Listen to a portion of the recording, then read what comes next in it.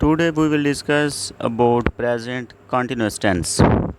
First of all, present continuous tense की उर्दू में पहचान। तो उर्दू जुमले के आखिर पर रहा है, रही है, रहे हैं वगैरह वगैरह आता है।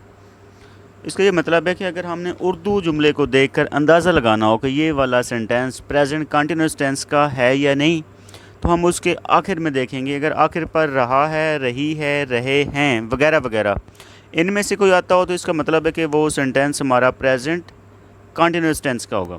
मसलन वो क्रिकेट खेल रहे हैं, तो रहे हैं हमें बता रहा है कि ये वाला टेंस प्रेजेंट कंटिन्यूस टेंस है।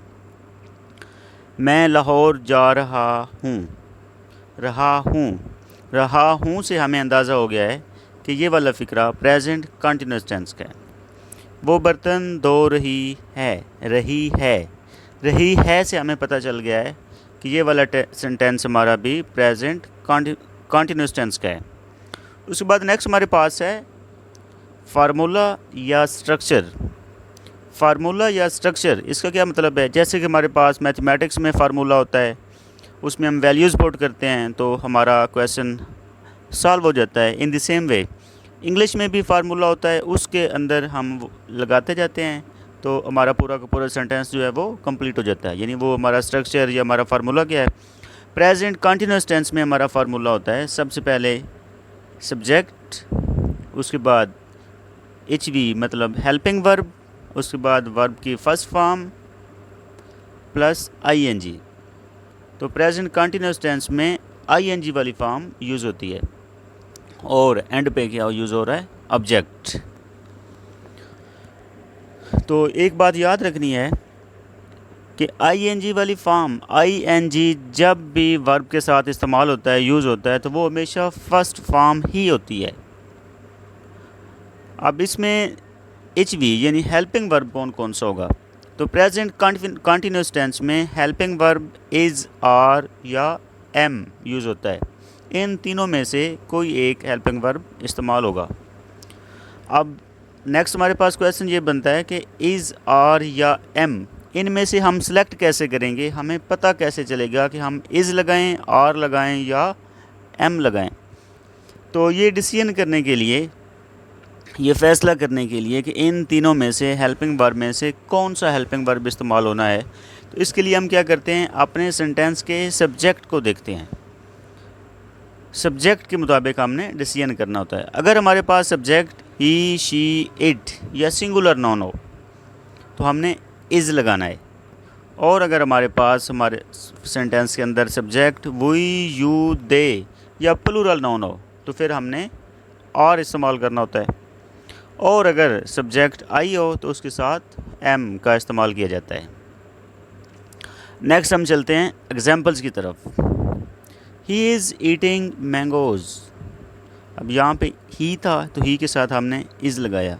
ईट वर्ब की फर्स्ट फॉर्म थी, फर्स्ट फॉर्म के साथ आई एन जी लग गया और एंड पे mangoes object. We are drinking milk. She is doing homework. I am writing my lesson. तो इन सारी एग्जाम्पल्स के अंदर हमने क्या किया है? फर्स्ट फॉर्म के साथ आई एन जी का इजाफा किया है और साथ में helping verb is, are, am में से कोई एक आया है। तो ये था हमारे पास पॉजिटिव फ़िक्रे, पॉजिटिव सेंटेंसेस। नेक्स्ट हम चलते हैं प्रेजेंट कंटिन्यूस टेंस में नेगेटिव फ़िक्रों की तरफ, नेगेटिव सेंटेंसेस की तरफ। तो first of all negative sentence का जो हमारे पास फार्मूला होता है वो होता है सब्जेक्ट, उसके बाद हेल्पिंग वर्ब के बाद हम नॉट का इजाफा करते हैं और वर्ब की पहली फॉर्म के साथ आई एन जी वैसे का वैसा इस्तेमाल होता है और एंड पे ऑब्जेक्ट भी वैसा ही आता है। यानी क्या करना है? हमने नेगेटिव बनाने के लिए हेल्पिंग वर्ब के बाद नॉट लगा देना है, सिंपल। हेल्पिंग वर्ब कौन सा है? Is, am, are. कोई भी हेल्पिंग वर्ब हमारा हो, इज़ हो, आर हो, एम हो, लेकिन हमने लगाना नॉट ही है नेगेटिव बनाने के लिए। एग्जाम्पल्स की तरफ चलते हैं। They are not watching TV. तो इसमें आर के बाद हमने, यानी आर हमारे पास हेल्पिंग वर्ब था तो हेल्पिंग वर्ब के बाद हमने नॉट का इजाफा किया। She is not singing a song. Is not, is helping verb के बाद नॉट लग गया। I am not reading novel. I am not, M helping verb, उसके बाद नॉट लगा दें। तो ये थे हमारे पास प्रेजेंट कंटिन्यूस टेंस के नेगेटिव सेंटेंसेस। नेक्स्ट हम चलते हैं प्रेजेंट कंटिन्यूस इंटेरोगेटिव सेंटेंसेस की तरफ। तो प्रेजेंट कंटिन्यूस टेंस में इंटेरोगेटिव सेंटेंसेस बनाने के लिए सेंटेंस के शुरू में हेल्पिंग वर्ब लगाया जाता है। हेल्पिंग वर्ब के बाद सब्जेक्ट, सब्जेक्ट के बाद वर्ब की पहली फॉर्म के साथ आईएनजी और उसके बाद ऑब्जेक्ट और एंड पे इंटेरोगेटिव साइन या सवालिया निशान जिसको हम कहते हैं। एग्जाम्पल्स की तरफ हम चलते हैं। Are they playing cricket, end पे सवालिया निशान। आर यानी हेल्पिंग वर्ब हमने सेंटेंस के शुरू में लगाया है, और जब हेल्पिंग वर्ब स्टार्ट में आएगा तो उसका पहला वर्ड जो होगा वो कैपिटल हो जाएगा। आर का ए हमने कैपिटल कर दिया, लेकिन जो सब्जेक्ट था उसका टी स्मॉल कर दिया। Are they playing cricket, question mark या interrogative sign. Next, am I looking happy, am helping verb, तो एम का ए कैपिटल और आई हमेशा जब भी सेपरेट यूज़ होता है, जब भी ये अकेला इस्तेमाल होता है तो ये हमेशा कैपिटल लिखा जाता है। Am I looking happy.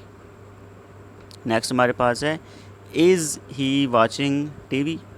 Is helping verb, उसके बाद ही यानी सब्जेक्ट और स्टार्ट वाला आई कैपिटल और सब्जेक्ट ही उसका जो इच है वो हमने स्मॉल लिखा है।